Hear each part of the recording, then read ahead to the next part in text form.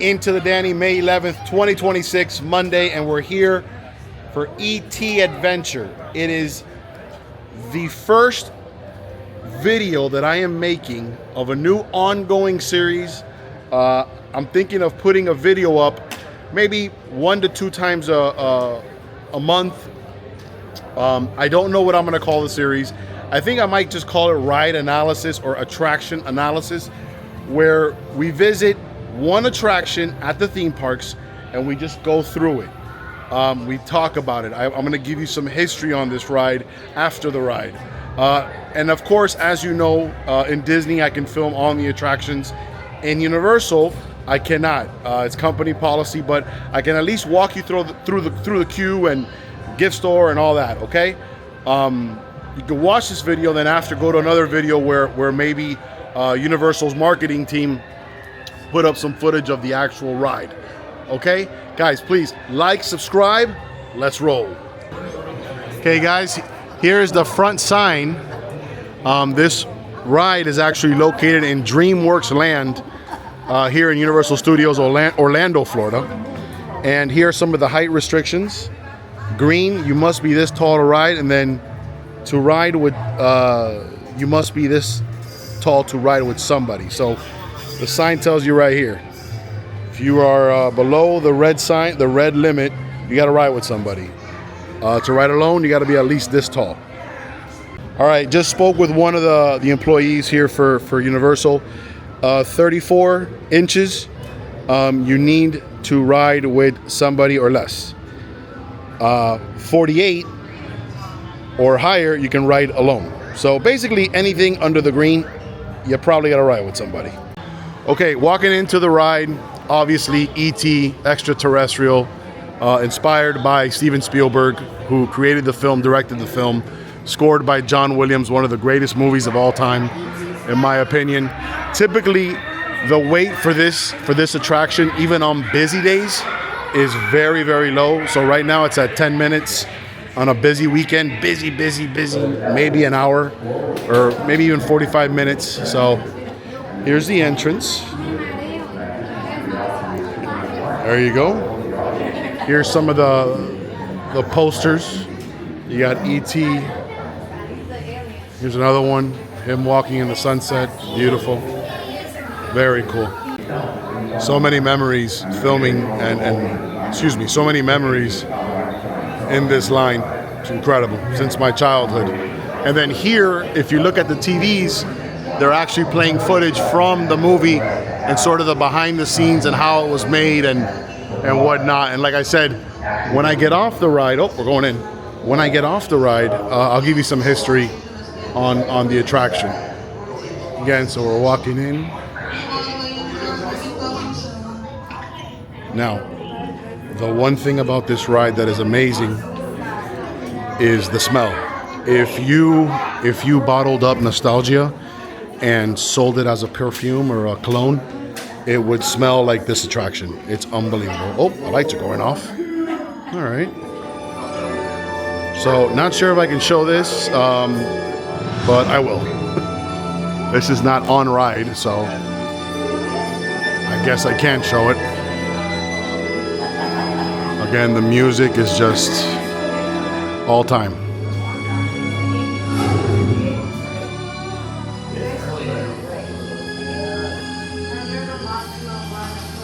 I'm Steven Spielberg, and it's my pleasure to welcome you to the E.T. Adventure.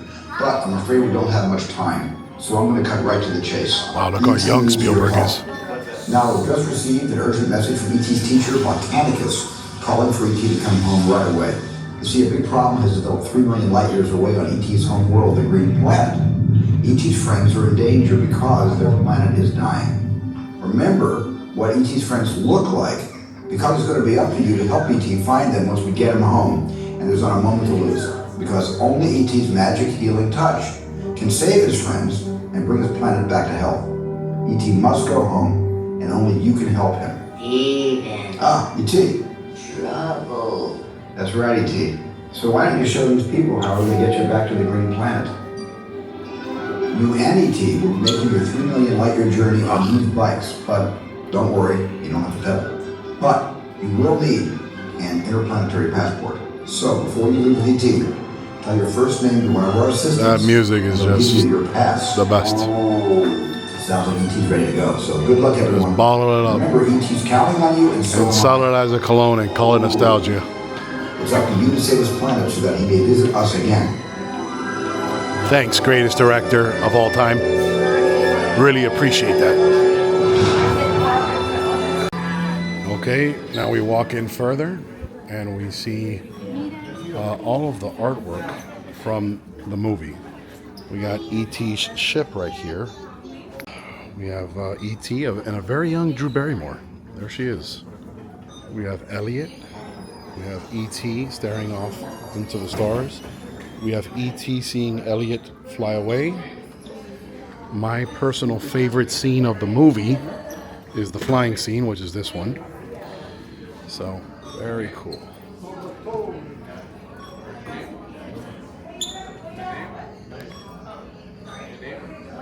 Guys, all right, guys, here's more images from the film. And fun fact, years ago I brought Penny on this ride and she got really scared. And we came out here and I sat with her she must have been 2 or 3 years old. She was just scared because it was dark. So, memories. But yeah, here are more images from the film. Incredible that it's still popular all these years later. Guys, before the crowd comes in here, the employee was very nice to tell me that this is from E.T. Japan. So that's awesome. And then here's some more images. I'm gonna get you another one now. So if you come over this way,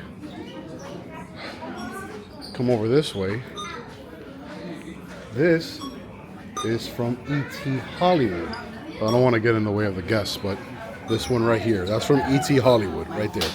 So let's go on in. This is where the adventure begins. And we walk in here into what I think is one of the best queues in Universal Studios right now. I mean, well, I think it's one of the best queues, period. But of course, it's the famous sequoia and the redwood forest where part of E.T. was filmed. Stand by. So there you go, guys. Express this way, stand by this way. But I'm gonna go ahead and let the guests pass. Go ahead. Yep. So you see how immersive it is here as I wave the guests by. There it is. Look at that.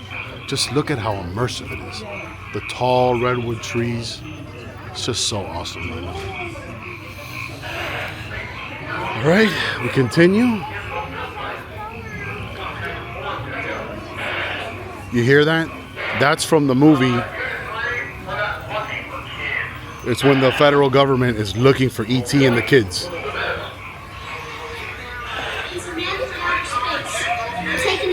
Very immersive.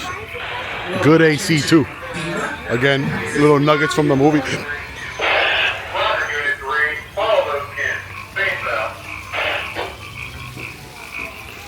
Alright, here we go. Awesome.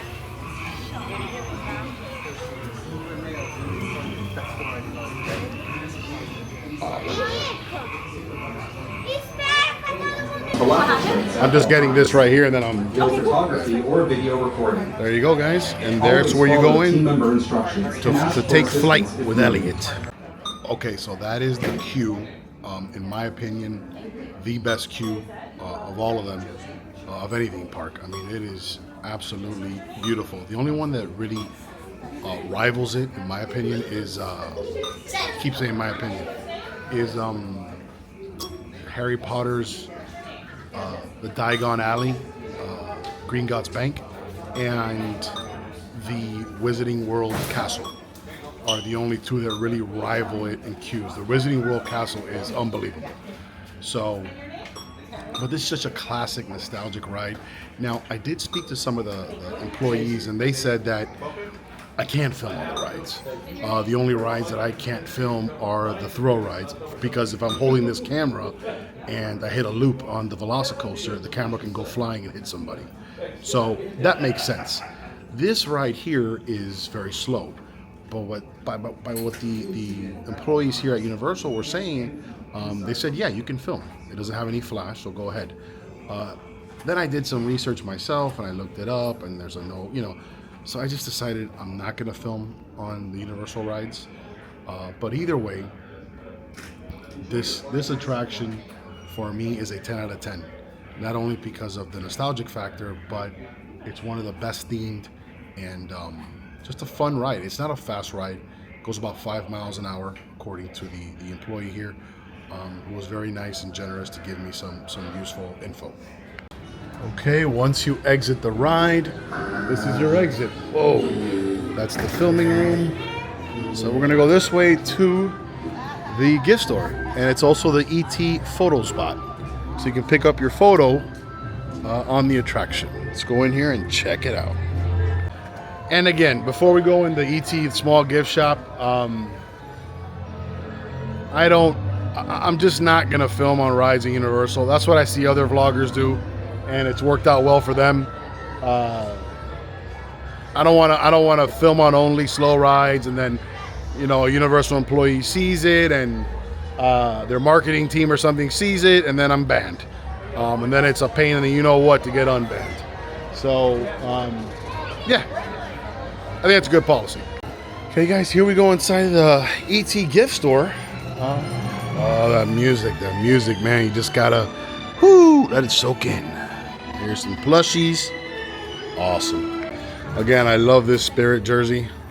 I know Melissa would too. $85. I'm not sure if I bought this shirt. I have a feeling that I did, but definitely gonna add it to my list of one-day purchases. Look at this little snow globe. Man, these snow globes have seen better days. Little. That's cool. $47 for this snow globe. Got these bags here. There you go.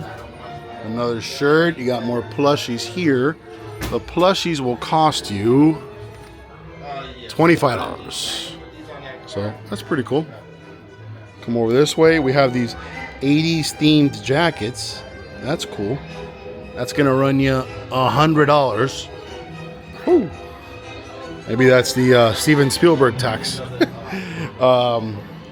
Here you go. You got some candies here. Hey, you want a jacket from the greatest director of all time's movie? It's gonna cost you a little bit. And then over here, it's just kind of general Universal merch. You got the Universal mugs. You got the Universal shirts. So this shirt right here, I kind of like this one. It'll run you $33.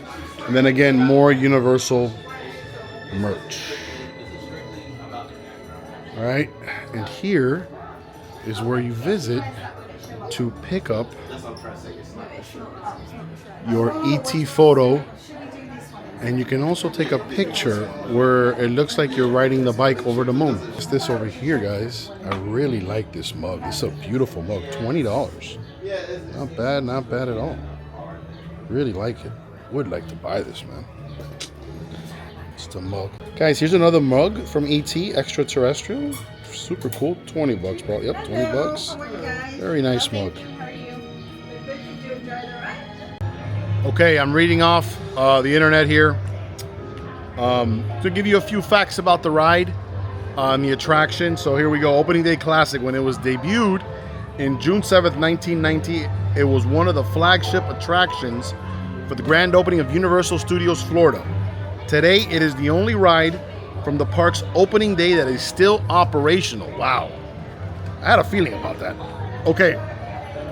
Steven Spielberg's involvement. Steven Spielberg was deeply involved in the creation of the ride, appearing in the pre-show, which you guys saw, video to recruit guests for the mission.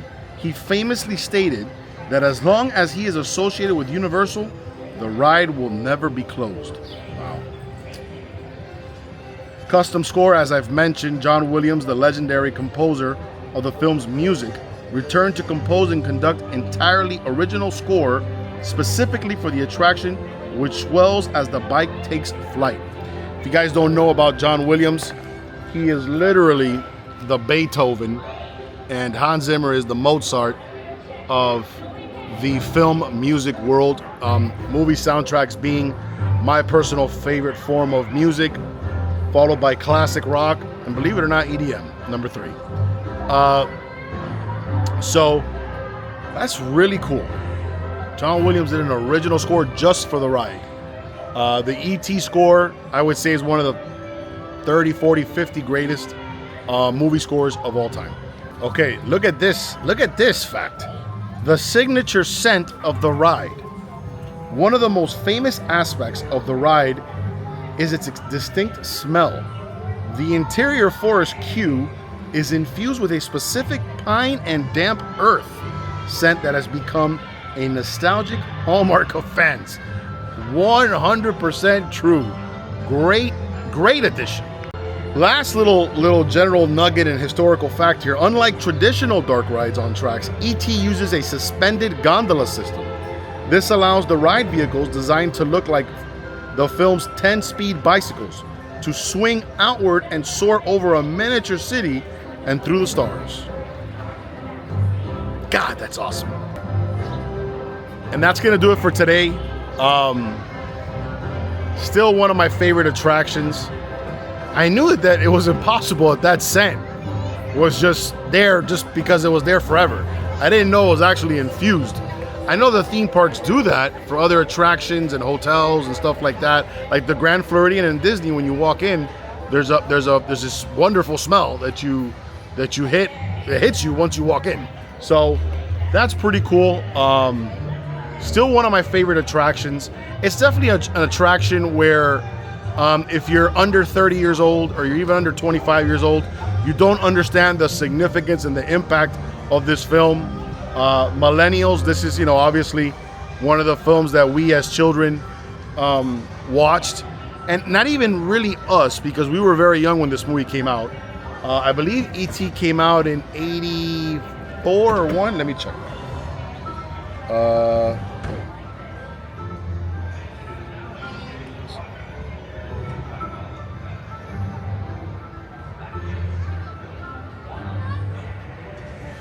One second. Came out in 1982. So again, for millennials, still in our range. We were, obviously either born or not born. I was born in 86, so 1986. So again, I must have seen E.T. when I was 5, 6, 7 years old.